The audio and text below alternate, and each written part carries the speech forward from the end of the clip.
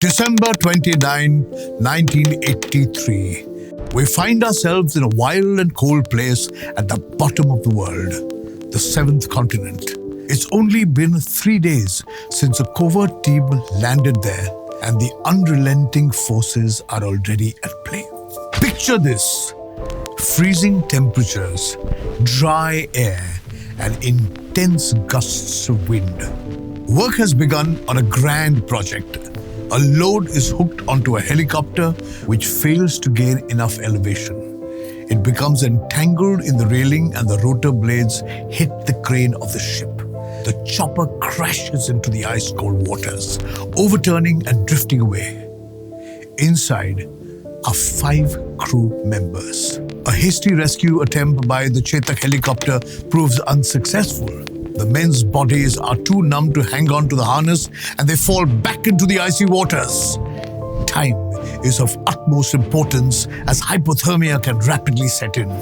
An emergency rescue boat is rushed out and manages to save all 5 crew members. But the air is thick with anticipation. Back home, Mission Chief Harsh Gupta briefs the PMO about.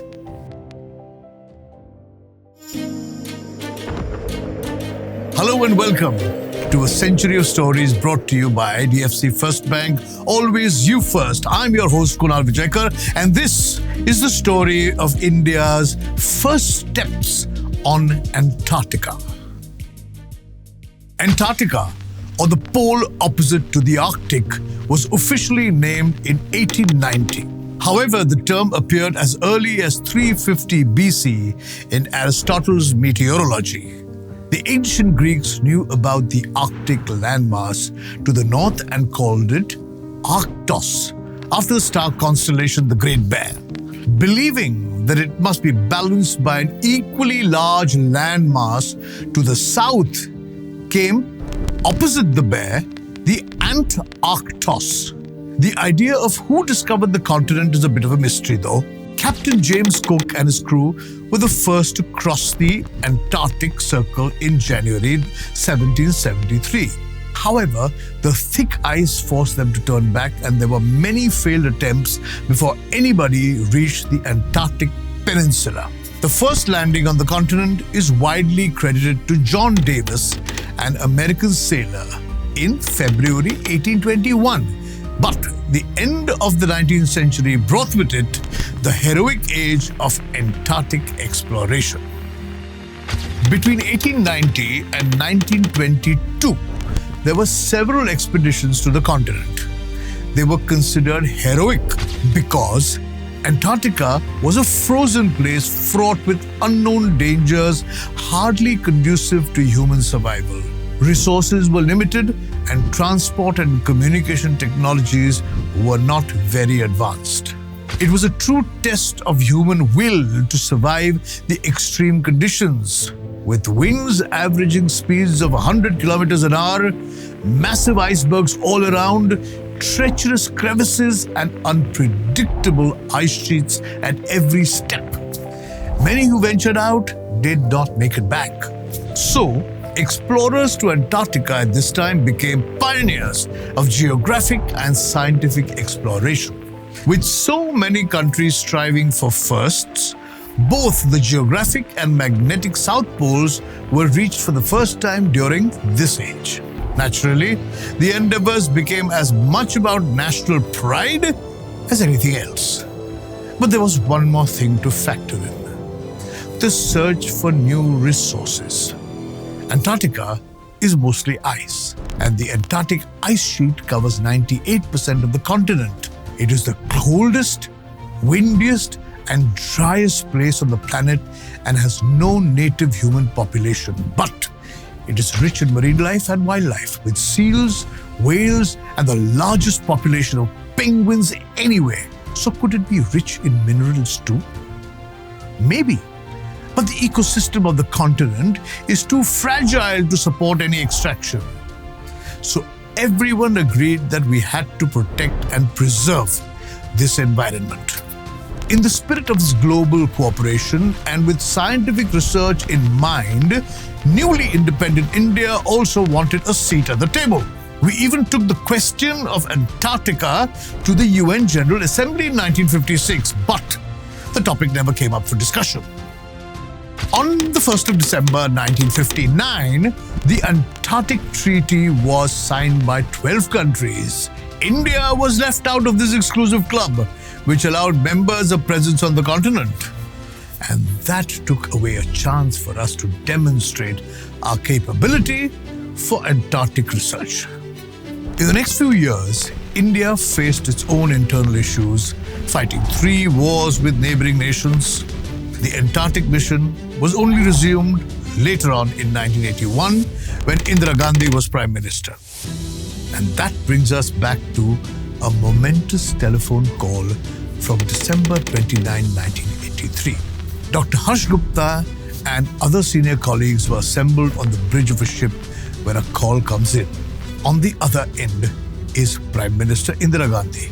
After asking about the well-being of the survivors, she asks, "Can you still do it?"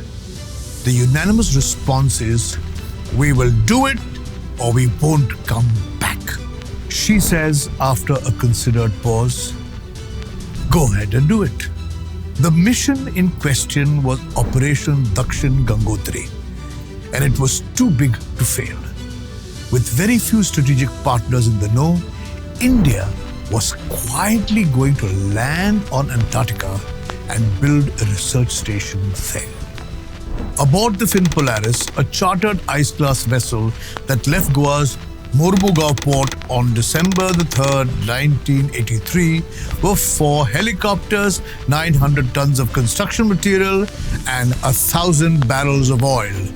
2 Mi-8 medium helicopters and 2 Chetak flight helicopters were also on board, along with 2 bulldozers and several snow scooters. The team consisted of 16 scientists, 29 personnel from the Indian Army, 12 from the Indian Navy, and 12 from the Air Force. There were also engineers and support and maintenance staff, making up a total of 81 members, all trained at the Machoi Glacier in Jammu and Kashmir. This was the first time many in the team had seen snow, and it was a much-needed acclimatization for the titanic task that lay ahead. Like the rest of the Southern Hemisphere, December, January, and February are summer months in Antarctica, after which the ice begins to break up. This was the time chosen for the expedition to establish a permanent base. The deadline was only 60 days. Despite blizzards and whiteouts, the courageous team of soldiers and scientists worked together to build a 620 square meter structure that was 2 stories high. It had everything for a team of 12 members to stay through the winter: living quarters, laboratories, communications and medical rooms, even a gym and a recreation room, all heated.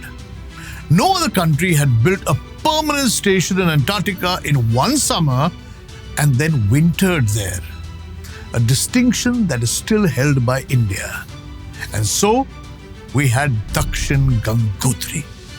Within months of this development, India was accepted as a consultative party to the Antarctic Treaty, and we were able to conduct significant research. A permanent research station allowed for round-the-year observations, even in the long, dark winter.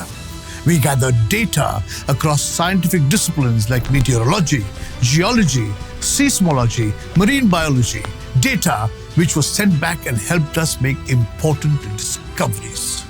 But Dakshin Gangotri was only the first step. It served as a base for future expeditions until it was submerged in ice in 1989.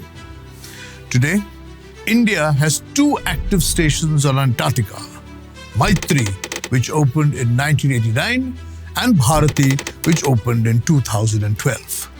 Maitri was set up 100 kilometers inland from the shore at an elevation of 50 meters above sea level on adjustable stilts to account for the rocky terrain. Bharati is a 27,000 square feet facility built at a cost of 30 million US dollars. It will be operational for at least 25 years and is designed so that it can be disassembled and removed from the landscape without leaving a trace. India's audacious entry into the Antarctic Treaty System stands as a testament to its quest for science. It also opened many doors for other nations and established India as a geopolitical force on the global stage. You've been listening to A Century of Stories brought to you by IDFC FIRST Bank. Always you first.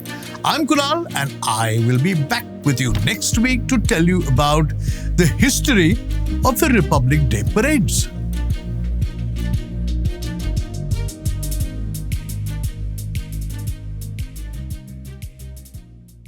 IVM